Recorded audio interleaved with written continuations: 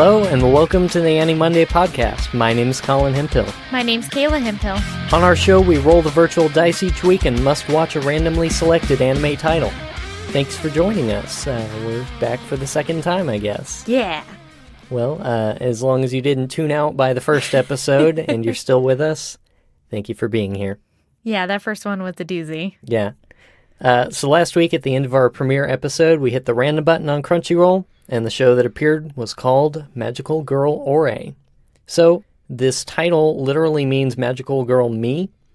We only know the slightest bit about Japanese, so I'm not going to try to, talk about this regularly on the show. Right.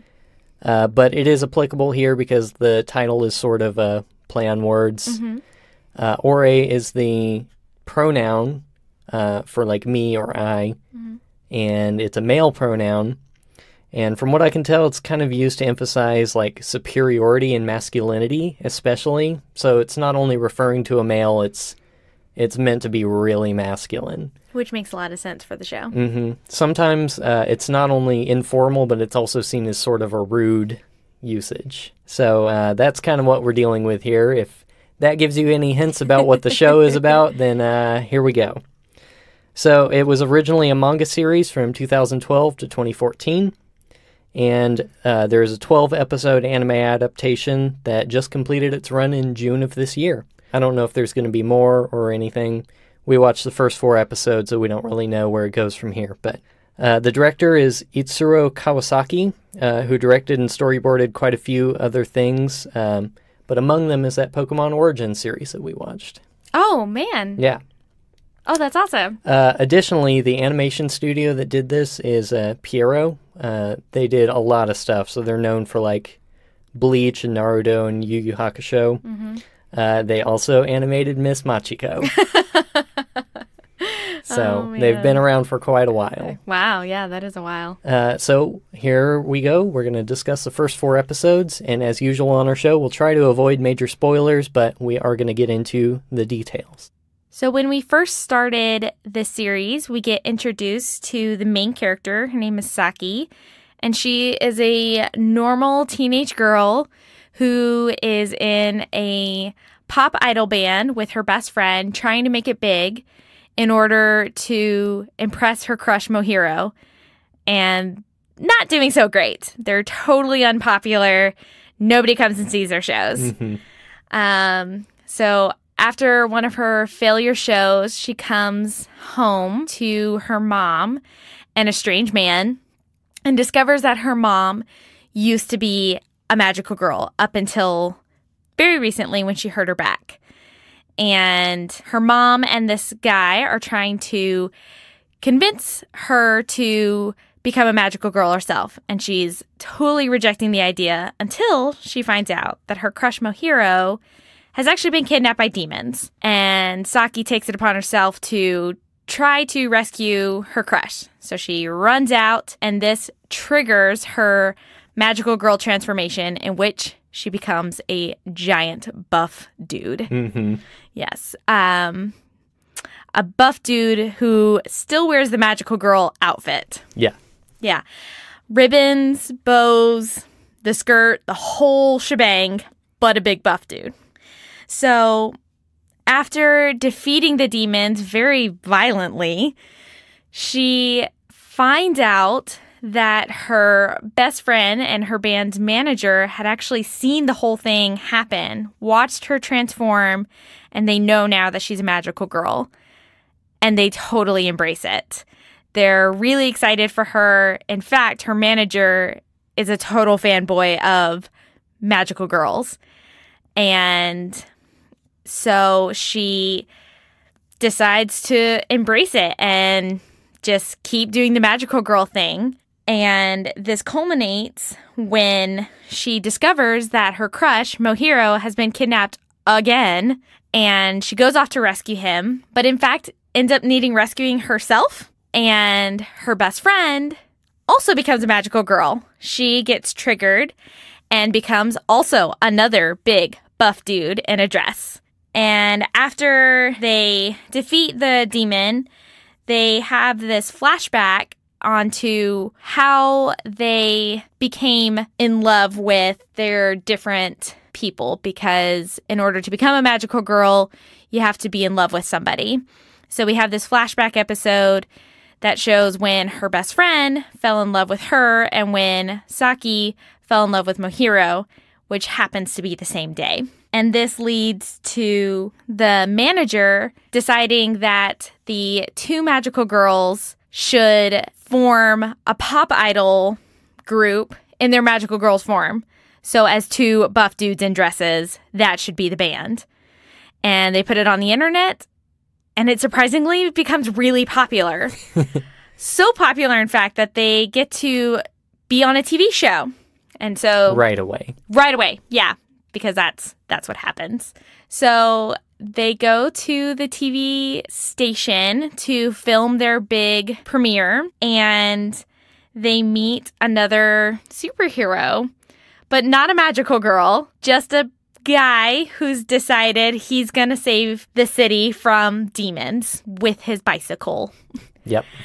And they discover that Mohiro, once again, is in trouble with demons, that demons are trying to kidnap him. And so while people are filming, they beat up the demons and they are on TV as these magical girls who fight demons in front of a live audience. And that's kind of where episode 4 ended. Yep. So there's an actual plot this week. Yeah, there are. That's a nice change of pace. Yeah, definitely. Yeah, it's funny. They basically outline the whole plot in the first few seconds of the show. Yes. And really, it shouldn't be a surprise to anyone who's seen a magical girl show. It's pretty much the same thing overall. Yes. And I guess we shouldn't assume like everyone listening would know. But basically, a magical girl anime is a sort of genre that there is some kind of evil in the world, and the only people who can take care of it are these young girls who are given magical abilities in order to fight the evil thing, usually by like signing a contract with some entity of some sort. And so this is kind of a humorous take on that sort of genre. And so while on the surface it's really typical of this genre, it's very different also. Yes. Yeah. It is also combining kind of two genres at the same time, which is the pop idol genre of like going to be heavy on the music, just talking about show business life, and then conversely, this magical girl genre. So this is kind of combined together. So there's lots of music, but there's also girls in skirts transforming into magical girls. Yeah. So in terms of the story and the characters that went along with this show, one thing that I was thinking about is that there's kind of one primary gag that defines the show, and that's obviously the fact that when the magical girls transform, normally they would get like a fancy outfit and they would get some sort of magical weapon, and then they would be able to use their powers to fight the evil. In this case, they just turn into big dudes. Yes. In fact, that plot is even more specific in the weapons that they get. They don't really get weapons. Right. The guy they sign a contract with just tries to like give them a gun and with unlimited ammo and stuff like that. Yeah. So there's really there's very little magic to it. Yes, other than the transformation part. Right. I guess the conceit is like, oh, you just need to be a big buff dude to beat all these things up. Which is what they say, actually. There's a line that says, well, men are just better at fighting, so it makes sense. Yeah. I do think they give the gag away a little bit too easily, if you know what I mean. Like, if you knew Japanese, you would know from the title that there's something to do with men. And if you see the box art or like any screenshot from Crunchyroll or anything like that, even the intro animation, it shows like both of their forms. Yeah, that was one thing that was kind of disappointing, is knowing that her best friend was going to get this form. Yeah. Because you saw it in the intro video. At the very beginning of the show, we actually see Saki dreaming, and it's in her dream that she wants to become a magical girl, and she doesn't even know that that exists in real life, so she kind of sees it as a TV show. In fact, they make some jokes about how it's really just an animation that's playing in her head while she's dreaming. But I love in this plot that when her dream actually comes to fruition, it's kind of squashed at the same time. Oh, yeah, absolutely. Because none of it is the way that she pictured in her head, and none of it is the way she would want this to happen. Yeah. Between her physical form, which embarrasses her to no end, she's also really kind of disturbed by how much actual violence there is. You know, if you watch a lot of magical girl anime, you'll know that typically the violence that takes place is kind of brushed to the side because it's, you know, they use magic to get rid of the enemies. They just kind of vaporize, Yes. or there's some magical rainbow explosion and they disappear. Their only option in beating these demons up is to, like, bash them with a rod, basically. Yes. And obviously that's used for comedic effect as well. Yes. But it's just keeps pounding on this fact that all of her dreams are coming true, but it's not at all what she wanted. And I think my favorite aspect of that was the fact that she's in a failing pop duo, and when she finally gets her chance, it's not even her. Yeah. It's this male form that she's transformed into. Oh, yeah, that makes sense because she's been trying so hard. At one point, she even talks about how she just has these piles and piles of CDs in her room. Yeah. And she suddenly becomes extremely popular really quickly as a dude. Yeah. This hits close to home, I would say, which is kind of sad and funny. But it's true. Like, my bandmate and I have talked about, you know, what if we just did one pop song? Like, really bad pop. We write it in the most trite, sort of cliche way with the most basic sorts of production value. And we put it out there and we suddenly get huge. And then we just ride that wave for a little while until we're able to do what we actually want to do. Sure. So I thought that was funny. Sure. So you related. It's pretty accurate and funny in the way that it presents that kind of thing. Yeah, so a lot of the characters in the show kind of play on the different genres that are in both of these kind of shows. So both in the pop idol kind of way and then in the magical girl sort of way.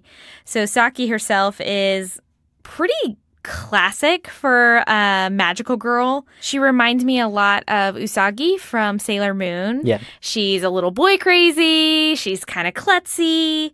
But she's fiercely, fiercely loyal to her loved ones. I love that they take her and just put these little tweaks on her, right? So a lot of times when you see these magical girls, they have some sort of redeemable part. Like they suddenly either become competent as magical girls or they become more beautiful or something. And the exact opposite happens to her.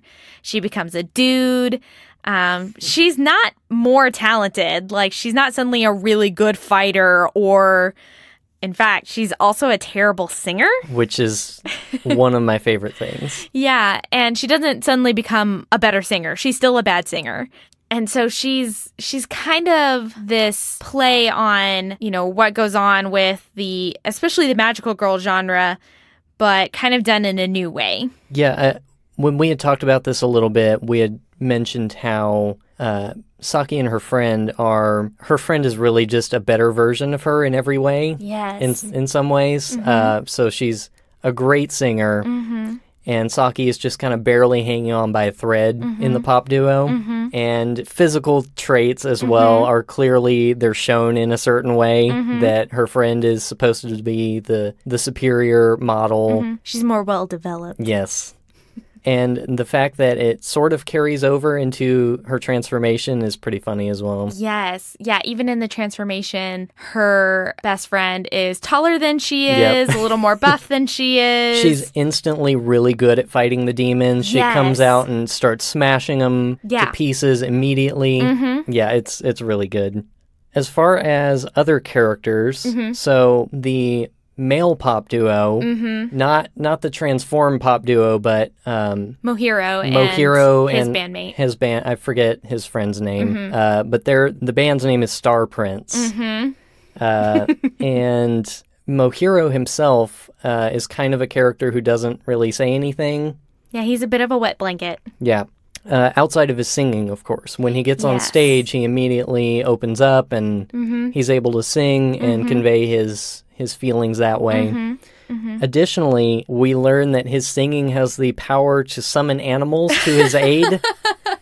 That happens in one of the flashbacks. Yes. And also, even though he doesn't verbally speak, his gestures are kind of understood by pretty much everyone in the show, and it's kind of translated on screen, but somehow people are able to figure out what he's trying to say. Yeah, I was really confused at first because as I was watching, I think I missed the first time he did that where he asked a question but didn't have any vocalization for it. And so I was like, wait, what is she doing? Why is she like talking to him? And it kind of threw me off until I caught on to what they were doing. Yeah. Speaking of the flashbacks, I think they're also kind of really endearing. Yeah. Oh, yeah, definitely. The rest of the show being just kind of over-the-top comedy and ridiculous fights and things like that. There were 2 or 3 scenes, I think, where they went back to their childhood.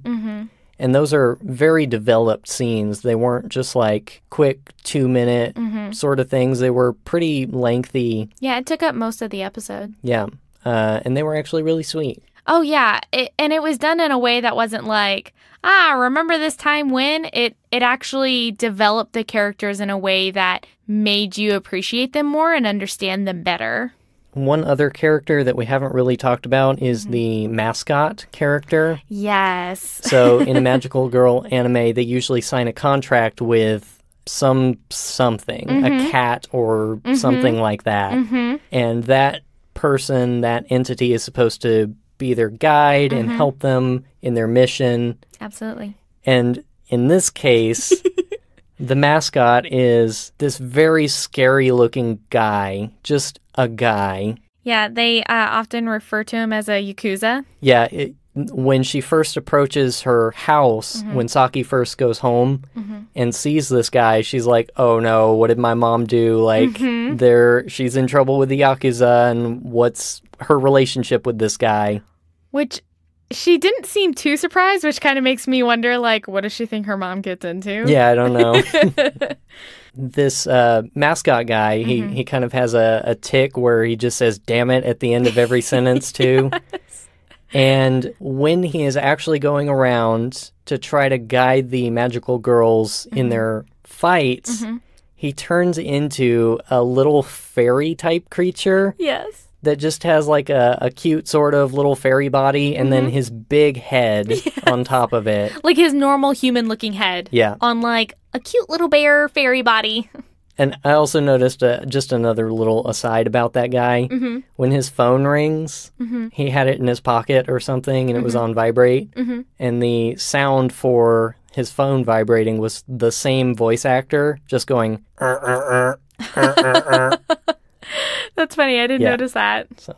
There's one other, I can't say it's a character. It's a group of characters that I really want to talk about, which are the demons.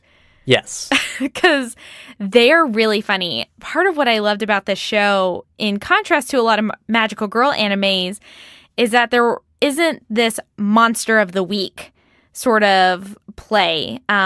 The demons that we're seeing are the same demons every single episode. So when we see new ones, they're just little variations of the same demons that we've seen. We're dealing with the same kind of enemies through each episode, which I really enjoyed. Yeah. But these demons start off being cute little, like, teddy bear things that you can, like, hold in your hands. And then they transform into these giant, buff bear squirrel things. Yes. And it's kind of amazing. They're very disturbing in a way. And it's like you said, they have very little variation amongst each other. So some of them are a little taller or more buff or more rounded, but they just have these weird, like, cute, creepy faces and big, huge, buff, muscly bodies. And that's also going back to how Saki's dream was to be a magical girl and to fight demons and save the world. In her dream, she had pictured like this scary monster thing. Yeah, something that you would think would be like something you'd really be fighting, like a lizardy dragon-looking thing. It's these like squirrel creatures who lure humans into accepting them because they're cute, and then just try to drag them back through the portal to hell or whatever. The other thing I love about them is that even when they are transformed into the buff versions of themselves, that they still have these really high-pitched, cute little, like, squirrely... sort of. Yep. Yes. Yeah, that was good, too. When it came to the actual plot, part of what I really love is that there is a lot of self-referential humor. Because I personally am such a fan, I grew up watching like Sailor Moon and Cardcaptor Sakura. These are like the shows that I really, really love. So I like that they took a genre that I really loved and made a lot of inside jokes about that genre. Like when they transform into the dudes and when they have to say the name of the person that they're in love with in front of everybody. These are kind of things that we like see a lot. But my favorite part is that it finally answers the question, do people know what's going on while the girl is transforming? And the answer in this series is yes. People can watch you transform and they see the transformation. And it's hysterical. There's one part even where the girls are getting ready to go on their television appearance and they almost forget to do it because the TV studio is expecting two huge men. And so they go into the women's restroom and both lock themselves in stalls while the bathroom is still being used. There are other people in it. Women. Yeah. And they both shout their love interests at the top of their lungs, and these big explosions happen as they're transforming, and suddenly two huge dudes come out of the stalls. And all the women are just like, what in the world is happening here? And I could not like control myself. Yep. What do you think of the animation quality and some of the character designs and the music and how all of the visual and audio elements work together? So the animation itself is really pretty similar to what's popular right now. Not to say that it's bad in any way. It's just not anything special. It looks nice. It's well drawn. You know, you can see that people put energy and money into it, and it looks nice. It's just not unique in any way. It's just sort of what's going on right now. It's kind of that typical 3D shiny sort of looking thing. Yeah, absolutely. Yeah, I would say the most striking thing to me was probably seeing the intro for the first time. Because when you first see the intro, not much has happened. I think it's right after the dream sequence. Yes. And so you are suddenly assaulted with the male forms of both of the characters. You see the demon squirrel things for the first time running around on screen. And those, unlike the magical girls themselves, were not really shown in any promotional sort of materials. So you just suddenly see these weird-looking creatures running around, and it was a trip to watch that for the first time. The idol music is pretty not terrible. No, I enjoyed it. I thought it was fun. At one point, they actually make a joke about it. Like we had talked about before, in one of the episodes, Mohiro is young, and he's singing to the girls, and if you read the lyrics, it's really nonsense. It's really weird and it's not proper sentences. And they actually make fun of him for it.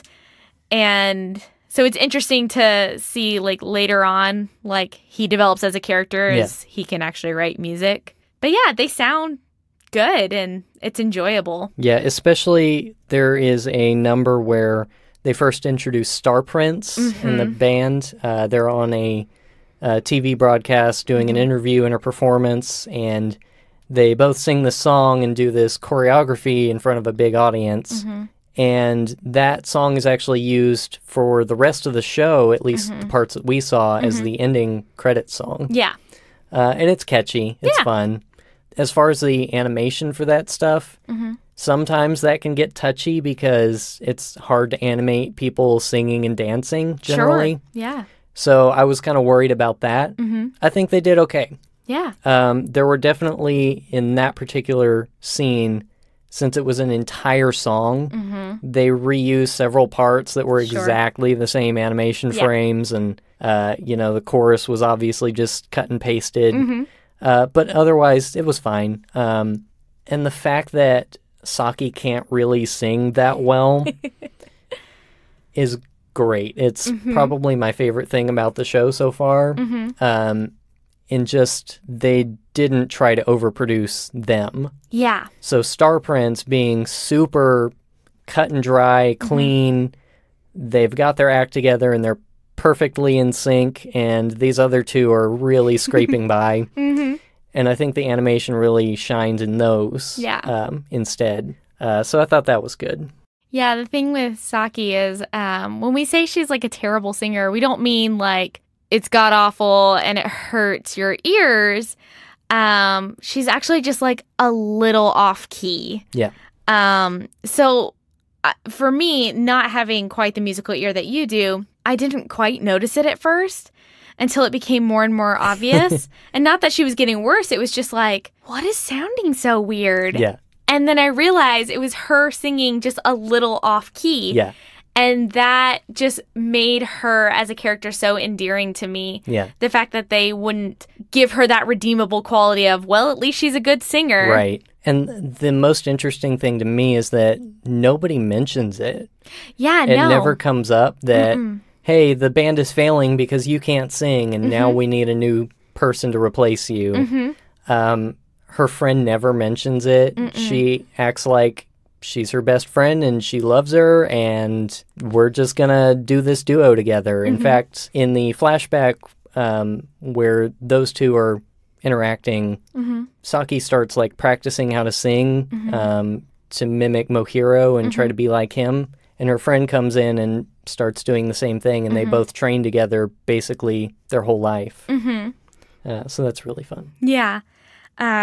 One thing that I was just thinking about with the animation, there is a part of the animation that they kind of deterred from their normal style with that I thought was a lot of fun. So there's this reoccurring thing with Saki that she runs out the door before her mom's able to give her breakfast. And so her mom gives her this huge, ginormous breakfast for her to like eat on her way It's like a piled high plate of parfait or something, where you typically have the tropey sort of toast in the mouth sort of scene.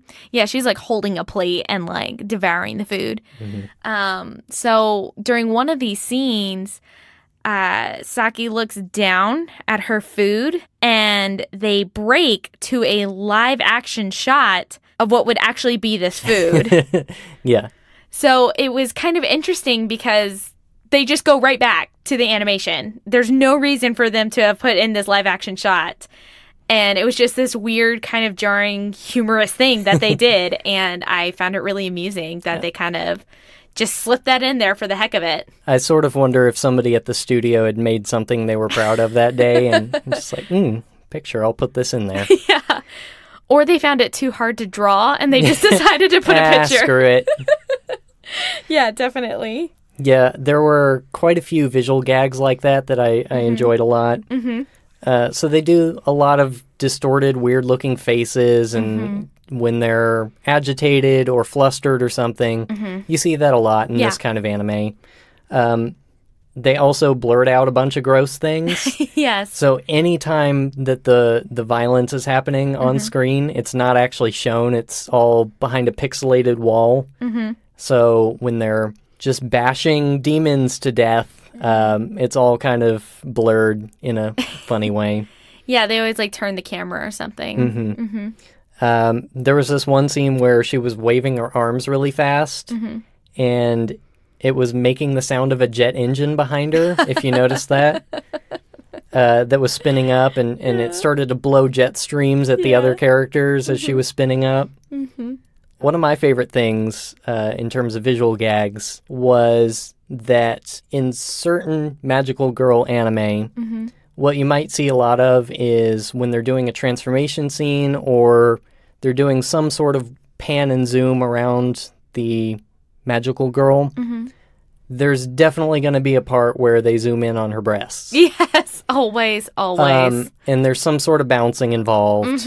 That's a thing you might typically see in these shows. Yep. They heavily zoom in on the guy's pecs when they are transformed. They also have a shot of his crotch, too. They do. With him wearing panties, like girl panties. Yep.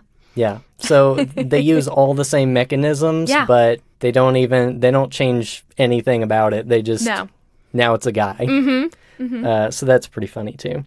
Yeah, I, throughout the whole show, it was funny, while we were watching it, I kept pointing things out to Colin and being like, oh, this is exactly like from Sailor Moon, and this is from Cardcaptor, and I loved all the little like throwbacks to those shows that they would make, like references to those shows, sometimes in subtle ways, sometimes not in subtle ways at all. So sometimes it would be like, we're going to use the same similar looking weapon, and as Colin said earlier, that weapon is not actually magical. It is just used to beat people with. Yeah.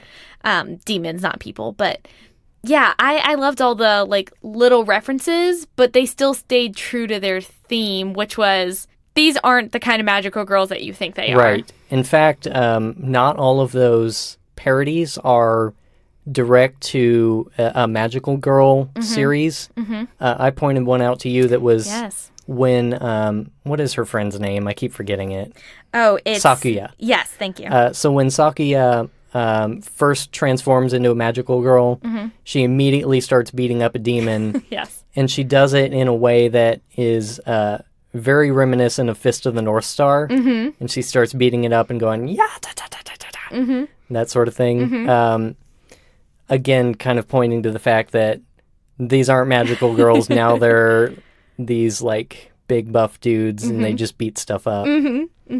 I'm not super into the character designs. Okay. At least Saki. Okay. I think she has dumb, illogical hair, first of all. I learned that, you know that thing you always see where they have one strand of hair sticking out? Yeah, sure. That's called an ahoge. Okay, it has a specific name. It has a name in anime. It does. Of course it does. So I'm learning stuff as well. It usually indicates a sort of dumb character, generally. Oh, that makes sense. That indicates, like, they're not functional in some ways, one way or another. Which she is. Which does line up because her friend is the better version of her, basically. Additionally, Saki's mom looks like she's probably 19. Yes. But she's complaining about, like, her back is out and she's super old and she's too old to be a magical girl. The thing I did love about the way her mom looks, though, is that her mom just looks like an older version of her. Yeah. So she actually still has, like, the quintessential main character pink hair. Yep. You know, in every anime, you can always tell who the main character is by the color of their hair. She has unusual pink hair as well. Right. And I thought that was kind of fun. She actually also has an ahoge, but it's a double. Oh, you're right. She does. So I wonder if they're saying that she's double dumb. Double useless now that her back is broken.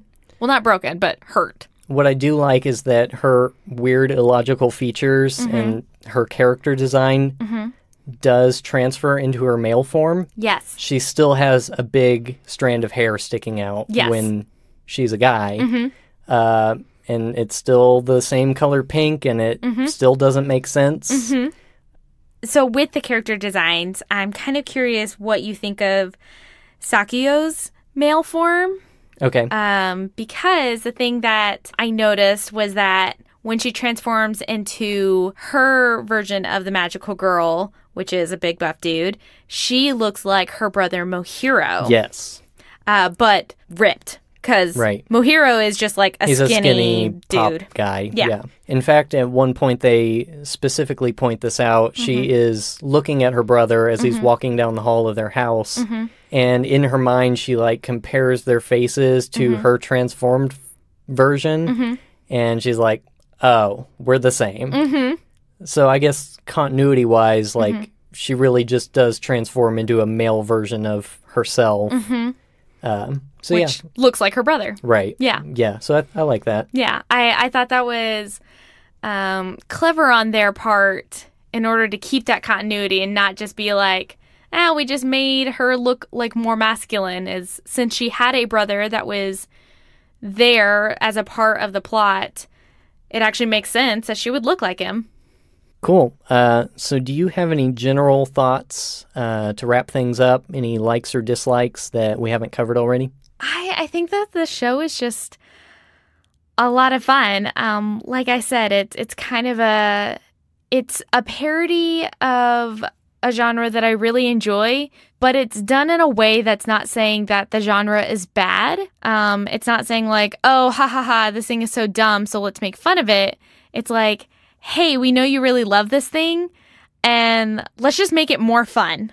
Even more fun than it already is. And I love that specifically. Yeah.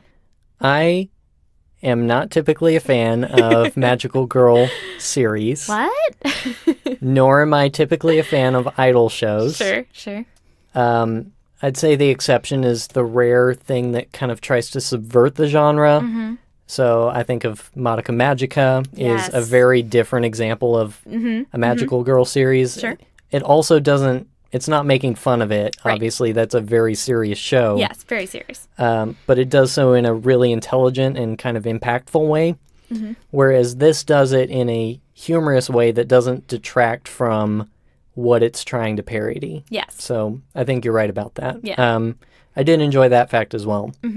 And the idol stuff didn't make me want to barf. So Yeah, and I that's can give it credit for that. that's a big deal because Colin's really into music, and it is really hard for him if things are not done well. I'm not also a big fan of cheap kind of referential humor. You might hear me say this on a lot of episodes from here on out. I really enjoy good parody. I don't like referential humor. It's cheap and easy. This show kind of balances between those two things. Yeah. So some are really good scenes of parody that don't directly point out like, oh, hey, this thing is funny and we want to make you think about that funny thing. Instead, they're just trying to do a funny thing and it's kind of reminiscent of that thing. Sometimes it does that well. Other times it's very cheap. Yeah. One of the opening scenes even is she just starts talking about like, oh, that'll be too difficult for the animators and you shouldn't do that. Not into that. That's where we differ. I like meta humor quite a bit, so I enjoyed that scene. I was immediately on board. So I guess the question to ask is, would you watch more of this show? As opposed to last week, yes, I think I would watch more of this. Yeah, I'm totally on board. I'm actually like, it was really hard for me to stop at episode 4. Yeah. I wanted to keep watching, so I look forward to watching the rest of this. Yeah, in general, 4 was kind of a weird episode. Yes. But especially bad to end on. Yes. Because it just introduced a character that we have no idea who they are, really. But they are in the intro. Right. Well, there's actually 3 characters, Oh, okay. if that's the one you're thinking Yes. of. So there's Fujimoto, who is this like vigilante, weird superhero character who appears to actually just be a poor person who can't afford like A real nice stuff costume. or a real costume or weapons or anything. And his tactic appears to be just kick them in the nuts a little bit and they fall over. But we don't know anything about that person because No. they're wearing a mask and they That's just it. kind of showed up and we Yep. don't know who they are. We also don't really know what's up with the other Star Prince guy, Yes. the one who's not Mohiro. he seems a little shady. Oh, yeah, definitely. We don't know what he's doing. No, but something's up. Mohiro keeps getting targeted by the demons, and they have to go to him every time there's an incident. And the other Star Prince guy seems to have something to do with it. Oh, yeah. We don't really know what. Yeah. And then there's also these two girls who are shown in the intro, and they just appeared in episode 4. They appear to be some other pop group. Yeah, that's what they were referencing to, that they were also stars. So there's a lot of loose threads that opened up in episode 4 specifically. So I think that's why we're probably feeling that tension. Oh, yeah, definitely. So I'm excited to get back into it. Yeah, but me too. I'm looking forward to it. So I think that's going to do it for this week's show. I think so. But this was a lot of fun. I really enjoyed this series of episodes. It was a welcome break from the first week. Yes. So if you want to learn more about our show, you can visit our website at annamonday.moe. That's annamonday.moe. If you have any questions or you want to send us any comments, you can send that to podcast@annamonday.moe. Or you can find us on Facebook and Twitter. Our username is AnnaMondayCast. And there's going to be links to that on our website. And here come all the thanks. Thank you to Crunchyroll for the work that they do and for providing the random button, which will ensue all of these hijinks. If you want to follow along each week, we'll have a link to our current title on the website and on our social media. Some might require a premium subscription to Crunchyroll, but it's well worth it, so you should check it out. You can also watch all of these anime on their bundling service called Verve, which is at vrv.co. That gives you access to Crunchyroll, Funimation, and a bunch of others. Thanks also to C2A for allowing us to use his music for the intro and outro of our program. You can find both of those songs on the Senpai EPs, which are available on his Bandcamp, and other major streaming services like Spotify and things of that sort. As usual, there will be links in the show notes and on our website if you want to check him out. Are you ready to roll for next week? I am ready. Let's do this. Okay. Random button. 3, 2, 1. Oh boy. Our selection for the week is Monster Musume, Everyday Life with Monster Girls. Yeah, and the first episode is called Everyday Life with Lamia. Oh boy, I've definitely heard of this one. Have you? Yes. Man, I have not heard of this. I think this is a fairly recent one as well. Oh, okay. Yeah. All right. Here we go. Well, I think that's going to do it for us this week. And thanks so much for joining us on our second episode. Yeah, we're going to see you next week. All right. See you next week.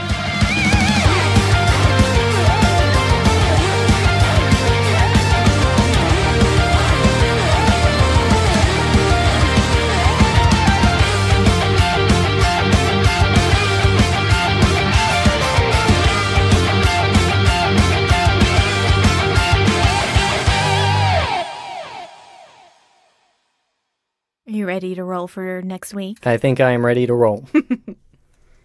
I'm actually not. Yeah, I figured. Oh my God, it's so hot in here. I'm dying. I know. It was not this hot It last wasn't. time.